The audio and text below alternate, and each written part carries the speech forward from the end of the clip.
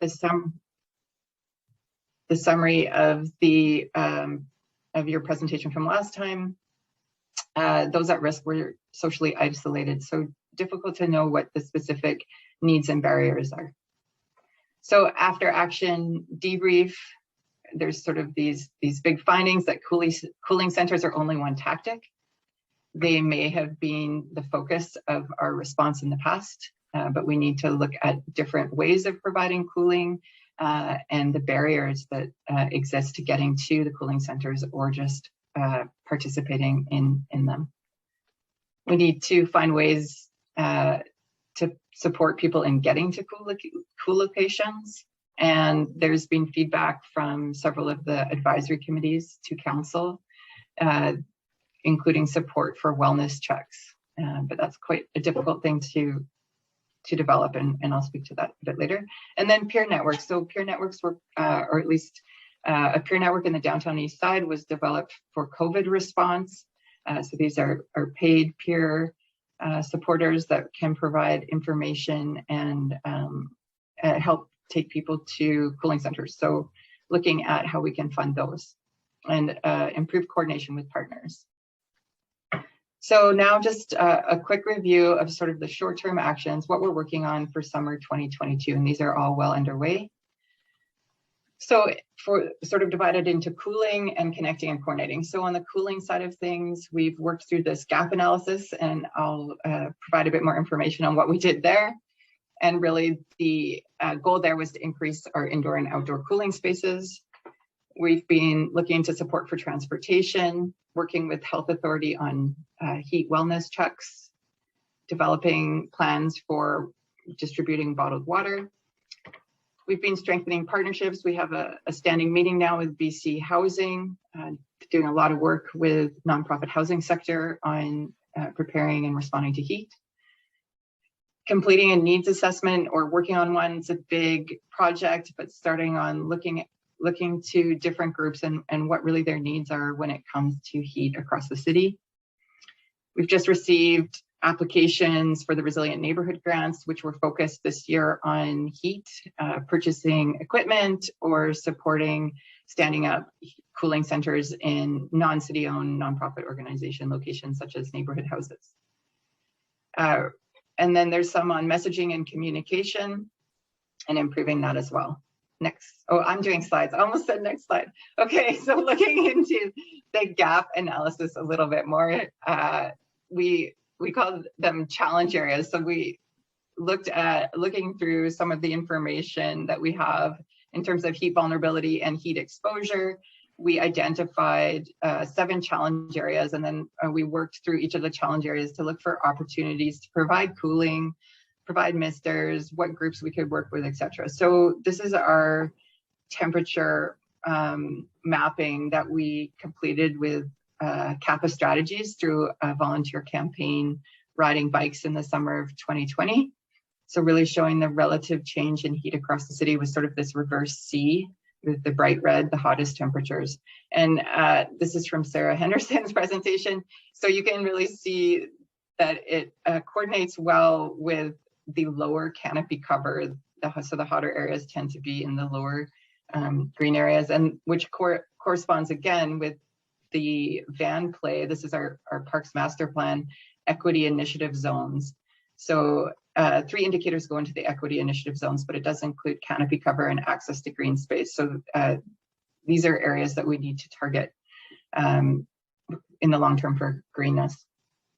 We also used Vancouver Coastal Health's heat vulnerability mapping on the left, and Vancouver Coastal Health provided with us this screenshot of emergency room visits. These are the addresses of people that were in the emergency room during the 2020 heat event. So using all of those different layers, we came up with these 7 challenge areas.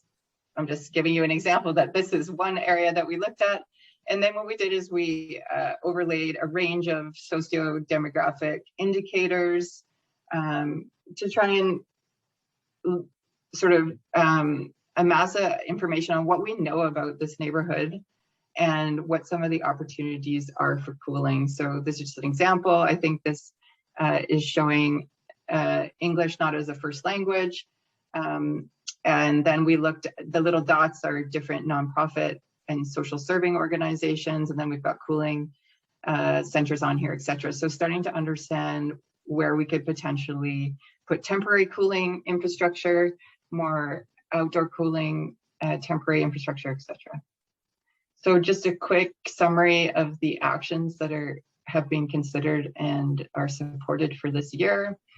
So we've identified, I think it's a list of about 12 community centers that don't have central air conditioning, but could take temporary air conditioning for this summer, as well as some other Vancouver library locations. We are investigating these non-city owned entities such as malls and neighborhood houses to provide cooling infrastructure, or to partner to support that, or perhaps to advertise if they already have cooling infrastructure. Outdoor cooling and water access. So we've identified areas where there's low misting coverage but high need, as well as opportunities for tents and temporary shade. And then early activation in the season and longer hours for some of the spray parks or wading pools. And then the community needs assessment is underway, and sort of the early pieces of that are working to meet with different seniors groups and other ethnocultural groups to better understand what needs and barriers exist. Transport to cooling centers. So in the end, this is really moved towards more of an advocate. So advocating to TransLink.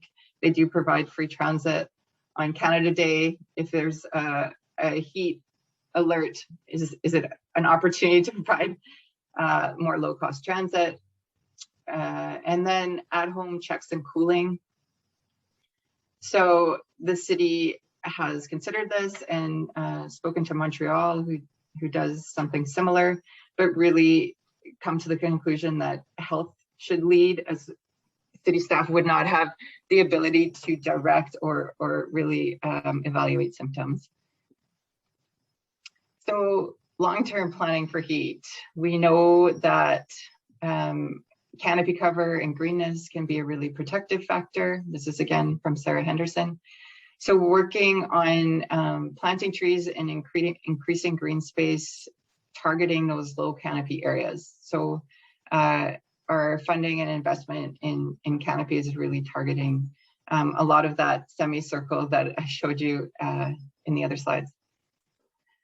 So again, we know that indoor temperature may be a lot hotter than outdoor temperature. We don't have a ton of data on this, but City of Vancouver is moving to require mechanical cooling in all Part 3 buildings in the 2025 update to the Vancouver Building Bylaw. And for next year, 2023, MERV 13 filters will be required for Part 3 buildings. So that's helpful in terms of smoke and wildfire smoke. So other long-term actions, we need to continue to improve our understanding of the communities and groups that are most impacted and how we can reduce barriers and improve support. Continue to collaborate with and coordinate response with partners. I'd say over the last decade working on this, there's really a great coordination effort with Vancouver Coastal Health, BCCDC, BC Housing, and many other partners, which is really integral to ensuring we're starting to cover some of the gaps and improve our communication.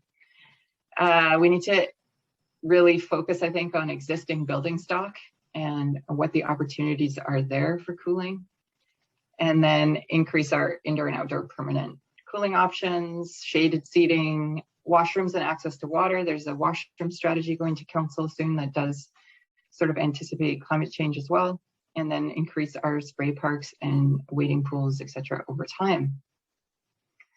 So that wraps it up. Thanks for your attention and your patience with the tech issues at the beginning.